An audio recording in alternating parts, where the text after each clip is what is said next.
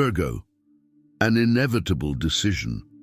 What do you need to choose before July ends? You still think you have time. It's funny because Virgos are almost never wrong about other people's deadlines, but when it comes to their own, they pretend not to hear the clock. You know exactly which decision you're putting off. I don't need to name it. It's already there, sitting inside your chest for weeks, waiting for you to stop arranging everything around it so you don't have to look at it directly. July is almost over, and there's an old part of you that always knew this month, this specific one, would be different. Not because the stars sent a dramatic signal, but because you yourself had been preparing slowly, without realizing it, for a moment when analysis would no longer be enough. Only choice. Imagine an orchard at the end of summer. The fruit doesn't wait. There's a precise moment when what was growing, if not harvested, begins to rot on the branch. No one announces this moment with a bell. It simply passes. And even the most careful, most dedicated grower, the one who has studied the soil, rainfall, and the entire season the most, can still lose the fruit, not for lack of knowledge, but for waiting too long. Virgo is the most careful producer there is, and that's why they're the ones most at risk of missing the right point. Because for them, deciding too early has always seemed irresponsible, and deciding late has never seemed dangerous. Only prudent. Another variable checked. Once again, the same question, reformulated to seem like a new thought, when it's the same fear, just in new clothes. You've probably noticed this already, the way a decision can remain in that almost state for days, weeks, almost ready, almost clear, almost resolved. And while that happens, a part of you gets used to the waiting, as if waiting itself were a way of still being in control. But what no one told you is that this waiting has a price that Virgo prefers not to calculate. Calculating that price would mean admitting that analysis, your usual refuge, has also become your prison. There is a huge difference between thinking to understand and thinking to avoid having to act. You've been doing the second thing. You need to admit it, even if it hurts. There comes a moment in the orchard when the grower stops looking at the sky, stops checking the soil, stops rereading the week's notes, and simply reaches out. This gesture is not impulsive. It is the natural consequence of everything that came before. But it requires something that analysis alone never provides, the courage to stop analyzing. And this is where the uncomfortable question arises, the one you've been avoiding since the beginning of this month. What exactly are you waiting for to understand better before deciding? Because if you're honest with yourself, maybe the answer isn't more information. Maybe it's just fear of being wrong, disguised as caution. Notice how you treat this waiting as if it were neutral, as if not deciding weren't a decision either. But it is. Every time you postpone, something around you keeps moving without you. The orchard doesn't pause because the producer is insecure. And perhaps that's the hardest part to accept. There's a version of this month where you choose, and there's a version where July overrides your indecision and decides for you in the most uncomfortable way possible. You know the pattern. You've lived through this before, when you waited so long to be sure that certainty ceased to matter, because the opportunity had already become something else, less generous, less yours. And yet, some stubborn part of you believes that this time it will be different, that the analysis will arrive before the fruit falls on its own. July won't wait for you to finish convincing yourself. July won't wait for you to finish convincing yourself. And perhaps that's precisely the problem. You've treated this waiting period as neutral, as if standing still is safer than making the wrong choice. It was while searching for answers to this that I found this digital book. The Divine Path that guides your zodiac sign to a life of purpose doesn't talk about right or wrong choices. It talks about something every Virgo recognizes immediately: The difference between analyzing to understand and analyzing only to postpone the discomfort of acting. The book treats clarity not as a destination you reach after gathering enough information, but as a stance you choose to take before having all the answers. For those who live chasing a perfection that no one from the outside can see, this changes everything. Because it shows that perfection was never the point. The point has always been having the courage to decide with what you already know, even knowing that there are still loose variables. You're processing this now, still feeling this discomfort, this sensation of recognizing a pattern within yourself that you never quite named before. It's precisely in this still warm, still uncomfortable state that real change happens. Not after the discomfort passes. Before. The link is in the first pinned comment. The last copies are running out. Click now and begin your journey toward the clarity and genius you deserve. And tell me in the comments, what decision have you been putting off the longest this month, waiting for a sign that may never come? Imagine a train whose doors are already closing. The driver doesn't shout, doesn't make a scene. He simply closes the doors at the right time, indifferent to those still rushing across the platform, trying to decide whether to board. The Virgin is almost always the one rushing, not because they arrived late. They arrived early, actually, before everyone else. They just spent too much time checking the map, the destination, the right platform, while the train simply followed its own logic without waiting for approval. There's something cruel about this that no one taught you. Excessive preparation can become a sophisticated form of escape. You call it responsibility, but sometimes it's just fear with a prettier name. And the worst part is that, from the outside, no one notices. Everyone sees you working, researching, being careful. No one sees that inside you're using that carefulness as an excuse to never have to commit to anything that could go wrong. Now imagine a candle lit in a windowless room. It burns slowly, steadily, and for a long time it seems like it will last forever. Until, at some point, without dramatic warning, the flame begins to flicker. It doesn't go out all at once. It wavers, grows again, wavers some more, as if negotiating with its own end. That's the exact shape of your indecision. It doesn't die suddenly. It wavers until you stop noticing that you're wavering. You know that feeling. You've spent entire days fluttering between certainty and doubt, each hour swaying to whichever side seemed safest at that moment. And what no one told you is that this fluttering has an emotional cost that accumulates. Even when on the outside, it seems like nothing is happening, because inside, every wavering is a small negotiation with fear. And fear, when negotiated repeatedly, learns to become comfortable. There's a question you avoid asking yourself because the answer is frightening. What if waiting isn't about finding clarity, but about never having to take responsibility for the choice? Think of a garden gate that closes automatically at dusk, programmed to protect what's inside as soon as the light begins to fade. It doesn't ask if you've finished admiring the flowers. It closes. And whoever is left outside stays outside, not because the gate was unfair, but because they confused the time to observe with the time to act. Virgo observes like no other. That has never been the problem. The problem is confusing observation with procrastination and not realizing that the gate always had a closing time, even when it seemed too generous to close. There's a scenario that's probably happened to you more than once. You're faced with two options, or sometimes three, and deep down, you already know which one your body chose first.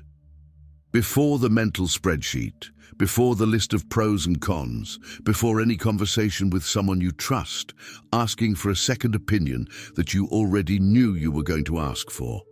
The body decides quickly. It's the mind that insists on reviewing the body's decision as if it were suspect until proven otherwise.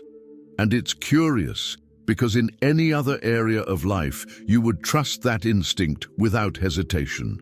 If a friend asked you which restaurant to choose, you would answer immediately without needing a comparison chart. But when the decision is yours and involves something that really matters, the same brain that solves other people's problems with impressive clarity freezes, goes into internal audit mode, and starts demanding guarantees that no human decision has ever had. Think again about the train driver. He didn't decide to close the door based on absolute certainty that all the passengers had already boarded. He decided based on the schedule, on what was reasonable to expect, on a safety margin that he accepted as sufficient, even knowing it wasn't perfect. Virgo, on the other hand, wants absolute certainty before closing any door, and that's why he lives in a carriage that never leaves the station, even though the engine has been running for a long time. Perhaps you've silently wondered why other people seem to decide so easily on things that require weeks of reflection for you. The unsettling answer is that they don't know more than you. They simply decided, at some point, that uncertainty is the normal price of being alive, not a problem to be solved before acting. You, on the other hand, still treat uncertainty as a flaw of yours, something that would disappear if you analyzed it enough. This will never disappear, and perhaps that's the hardest revelation to accept today. Uncertainty isn't a temporary obstacle between you and the right decision. It's the permanent landscape where every real decision happens. Those who wait for the fog to completely clear never leave home. Those who learn to walk within it with slower but real steps are the ones who truly get somewhere. There's one last, deeper layer to all this that few people stop to examine. Every time you postpone an important decision, you're not just wasting time. You're unknowingly training yourself to trust your own judgment less and less. It's a silent cycle. The more you wait for more data, the more data seems necessary, and the less you trust what you already feel. Doubt, repeatedly fed, grows like anything that receives constant attention. And the opposite is also true. Even if it seems counterintuitive, every small decision made with what you already know, even incomplete, strengthens a muscle that almost no one taught you to train.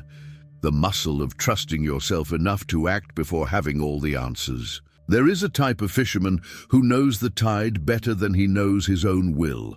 He knows exactly when the water starts to turn, the moment when continuing to row against it ceases to be effort and becomes a waste. But even knowing this, there is a version of him that insists on staying a little longer, casting the net again, as if one more attempt could change what the water itself has already decided to do. You're that fisherman when it comes to your life. You know how to read the moment in any area, except for the one involving your own heart and your own choices. Then, suddenly, all your natural clarity disappears, and you become someone who prefers to row against the tide rather than admit that maybe it's time to pull in the net and head somewhere else. And the most painful thing is realizing that this tide, the tide of July, has been turning for days. You just didn't want to admit that you felt it first. This tide that has already turned and that you insist on ignoring will not return the way it was. That's exactly what the divine path that guides your zodiac sign to a life of purpose talks about with an honesty that no other content has dared to have. Virgo doesn't need more data to pull the net. It needs permission to trust what the body has already felt before the mind admits it. The book shows how to transform this subtle discernment, which you already have, into real action, without needing to wait for an absolute certainty that may never come. The link is in the first pinned comment. The last copies are running out. Click now and begin your journey towards the clarity and genius you deserve. A potter works with clay while it still yields to the hands. There is a short window in which the material accepts being molded without cracking, without resisting, without losing the shape one tries to give it. After that point, the clay begins to dry in the hands of the one who works with it, and what was malleable becomes rigid, brittle, difficult to adjust without breaking everything again. You treat your decisions as if they were eternal clay, as if you could reshape everything later at your own pace, without any hurry. But every postponed decision also dries up a little. It becomes harder to adjust tomorrow than it would be today. And the scariest thing is that you feel it happening. You feel the piece hardening between your fingers, and yet you continue to postpone the final gesture, as if another day of waiting were harmless. It isn't. Each passing day, this specific clay becomes a little harder, a little more resistant to your own will to change your mind. The clay that's hardening in your hands can still be worked, but not for much longer. That's why the divine path that guides your zodiac sign to a life of purpose was written thinking precisely about this kind of window that Virgo often misses without realizing it. The one where clarity is still malleable before becoming just another rigid certainty about why not to do anything. The book teaches you to recognize the moment when stopping the analysis is, in itself, a form of care, not negligence. Your capacity for discernment deserves to be used to act, not just to elegantly postpone. The link is in the first pinned comment. The last copies are running out. Click now and begin your journey towards the clarity and genius you deserve. An experienced captain doesn't wait for a storm to arrive to decide on course. He reads the darkening sky in the distance, feels the change in air pressure, and knows that there's a huge difference between calmly adjusting the rudder now and being forced to turn it later in strong winds, with the crew in a panic and the boat already being pushed by a force greater than any individual decision. You've been feeling this shift in pressure for days. You know something is forming on the horizon of your life, something that will demand clear direction, and yet you remain with your hands on the helm without turning, waiting for a more obvious sign, a climatic certainty that the storm never offers before it arrives. The cruel paradox is that you possess within yourself precisely the sensitivity any captain would dream of having. You sense the change before almost everyone else. You just don't trust it enough to act, while there's still time to adjust smoothly and not under pressure. You've already felt the change in air pressure. The question now is whether you'll adjust the rudder before or after the storm forces you to do it the hard way. The divine path that guides your zodiac sign to a life of purpose exists precisely for Virgos, who sense everything too early but wait too long for confirmation before acting. The book treats this sensitivity not as a flaw to correct, but as the most reliable compass you have, provided you accept using it before the wind decides for you. It's not about perfectly predicting the future. It's about trusting what you already feel now. The link is in the first pinned comment. There's a simple image that perhaps explains all this better than any analysis could. A seed doesn't wait to be absolutely certain about the year's weather before agreeing to be planted. It relies on something much more modest. The present moment seems good enough. Not perfect, good enough. And it is from this modest, almost silent trust that trees are born that decades later someone will admire without imagining how much doubt existed before the first root went down. Perhaps this is the most hidden beauty of Virgo's way of existing in the world.